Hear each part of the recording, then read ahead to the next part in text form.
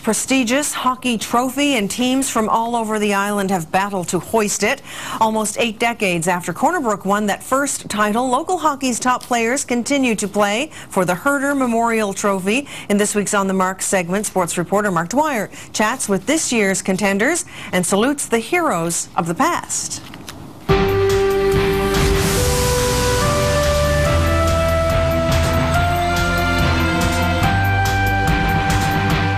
Gilles holds it in, getting set, right in front. He had it up, he scores!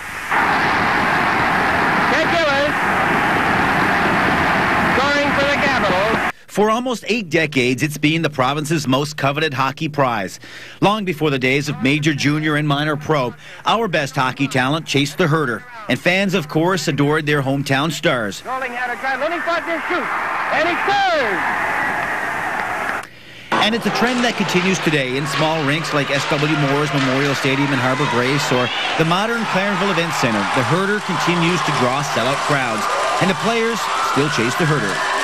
For the town, I mean, it means a lot. Obviously, you know, I got some relatives there in Shearstown, and I was fortunate enough to go out there as a young kid and have my uncle teach me all about the Herder and the Tigers. So, you know, to go out there in Harbour Grace and play in front of the fans that deserve to be played in front of. Growing up as a kid, I always followed the CeeBees. I dreamed to play for the CeeBees, and I didn't know when it was going to happen. I thought it might have happened a little later in my life, but I mean, it's happening now, and I'm just as proud to wear it now as I would have been in 10 years, and the Herder means everything to me still. Much has changed since Corner Brook's first title back in 1935. Dynasties would emerge from the St. Bon's Blue Goals of the 1940s, the Buckins Miners and Grand Falls Ancos of the 1950s, or even the CeeBees of the 60s. It was local hockey's Stanley Cup. We'd get aboard the 3 cars, and the roads weren't paved, and we'd drive for 8 hours to Gander and get out and play hockey. But these were the days we were used to. We didn't mind doing it, and the people came out to see it, and the interest was top high. The provincial circuit, though, would later evolve into a semi-pro league, where teams of the 1980s like the Caps, Royals, Jets, Flyers, and Mariners would eventually break the bank in pursuit of the Herder.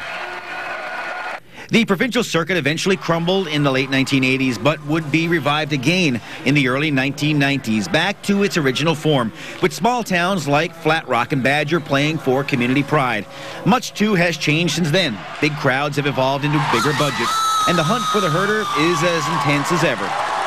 I grew up with it, and you know that's our thing. You know, we live for it. Well, the Herder final continues this weekend with the Conception Bay North CeeBees holding a 2-0 series lead over the Clarenville Caribous in the best-of-7 Herder final. As expected, a sellout crowd awaits Game 3 in Harbour Grace. For NTV Sports, I'm Mark Dwyer.